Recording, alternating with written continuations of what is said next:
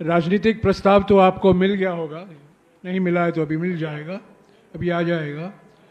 पर इस राजनीतिक प्रस्ताव में कई मुद्दे शामिल हैं। खास तौर से जो वोट चोरी अभियान राहुल जी ने निकाला है, और इस प्रस्ताव के संदर्भ में राहुल जी ने कहा भी कि अगले 1 महीने में mini hydrogen bomb, uranium bomb, plutonium bomb, अलग अलग बॉम्ब फोड़ने वाले हैं अलग अलग जगहों में। ये शुरुआत है। कर्नाटक के महादेवपुरा और आलंद से जुड़े हुए जो खुलासे हुए हैं, ये एक शुरुआत है। और वोट चोरी अभियान के बारे में इस प्रस्ताव में काफ़ी लंबा जिक्र है। और जो अभी हमारे जो प्रभारी संगठन ने आपको बताया है कि 15 सितंबर से लेकर 15 अक्टूबर तक 5 करोड़ हस्ताक्षर का अभियान निकाला जाएगा। और ये 5 करोड़ सिग्नेचर हस्ताक्षर इलेक्शन कमीशन को सौंपे जाएंगे। एक इलेक्शन कमीशन जो हमारे सवालों का जवाब नहीं दे रहा है, जो इलेक्शन कमीशन ने साजिश रची है, प्रधानमंत्री और गृहमंत्री के कठपुतली बन गए हैं, उस संदर्भ में जो हम सिग्नेचर कैंपेन चला रहे हैं, वही 5 करोड़ हस्ताक्षर हम इलेक्शन कमीशन को सौंपेंगे। इसके अलावा कूटनीति पर काफ़ी बहस हुई, प्रस्ताव में भी इसका बहुत जिक्र है। राहुल जी ने भी इस पर अपने अंतिम भाषण में कहा कि कूटनीति की विफलताएं जो हमें देखने को मिल रहा है, जो चुनौतियां हमारे सामने हैं कूटनीति को लेकर, और ये सारे दोस्त प्रधानमंत्री के हैं, और दोस्तों ने ही ऐसा स्थिति पैदा कर दी है कि हमारी कूटनीति की विफलता सामने आई है। अमेरिका, चीन, और कुछ ही दिन पहले हमें समाचार पढ़ने को मिला कि सऊदी अरेबिया ने भी पाकिस्तान के साथ एक सिक्योरिटी मामलों पर, सुरक्षा मामलों पर एक समझौता किया है। नेपाल, बांग्लादेश, श्रीलंका, सभी देशों को लेकर इस प्रस्ताव में जिक्र किया गया है, इस पर चर्चा की गई है। और कूटनीति अभी एक बहुत बड़ी विफलता है मोदी सरकार की। जीएसटी त्योहार मना रहे हैं। 8 साल पहले राहुल जी ने खुद कहा था कि GST good and simple tax नहीं है, पर गब्बर सिंह टैक्स है। 8 साल लगे हैं। पहला धक्का हमारे अर्थव्यवस्था को नोटबंदी से मिला, और दूसरा धक्का पहले जुलाई 2017 को एक गब्बर सिंह टैक्स से मिला।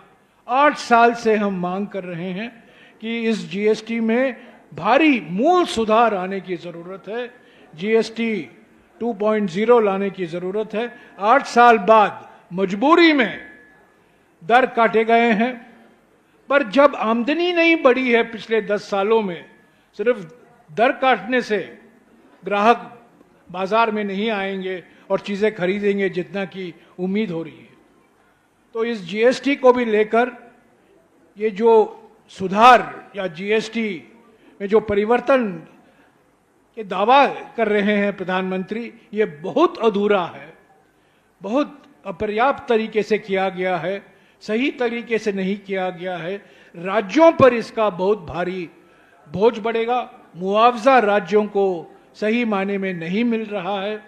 और जीएसटी को भी लेकर जो दावे किए जा रहे हैं कि इससे अर्थव्यवस्था के लिए एक बूस्टर डोज मिलेगा, अर्थव्यवस्था में जीडीपी का दर बढ़ेगा, इस पर कई सवाल उठ खड़े होते हैं। सामाजिक ध्रुवीकरण को लेकर प्रस्ताव में चर्चा है, और सामाजिक न्याय को लेकर खास तौर से जाति जनगणना जो एकमात्र कारण है। मोदी सरकार ने 8 साल से चुप्पी नहीं तोड़ी थी जाति जनगणना को लेकर, पर अभी उन्होंने अपना निर्णय दिया है कि 2027 के फरवरी महीने में ये जाति जनगणना करवाया जाएगा। तो ये कांग्रेस पार्टी के दबाव के कारण, राहुल जी और खड़गे जी के अभियान के कारण ही हो पाया है सामाजिक न्याय। और सवाल तो उठता है कि सामाजिक सर्वेक्षण बिहार में तो हुआ था, 65% आरक्षण की घोषणा की गई थी, पर क्या वजह है, क्या कारण है कि प्रधानमंत्री उस आरक्षण अधिनियम को संवैधानिक सुरक्षा नहीं दे पाए हैं। 30 साल पहले कांग्रेस सरकार ने तमिलनाडु के 69% आरक्षण अधिनियम को संवैधानिक सुरक्षा दिया था, पर बिहार के 65% आरक्षण को जो हाई कोर्ट और सुप्रीम कोर्ट में रद्द किया गया था, उसको संवैधानिक सुरक्षा अभी तक प्रधानमंत्री ने नहीं दिया है, और ये डबल इंजन सरकार की विफलता है। तो आर्थिक मुद्दे हैं, राजनीतिक मुद्दे हैं, सामाजिक न्याय और सामाजिक ध्रुवीकरण के मुद्दे हैं, कूटनीति के मुद्दे हैं, ये सब आपको मिल जाएगा इस प्रस्ताव में। सर्वसम्मति से ये प्रस्ताव पारित किया गया, और इस पृष्ठभूमि तो संदर्भ तो बिहार का चुनाव है, और इसीलिए विशेष एक प्रस्ताव बिहार की जनता के नाम पर एक निवेदन किया गया है इस एक्सटेंडेड वर्किंग कमेटी के द्वारा।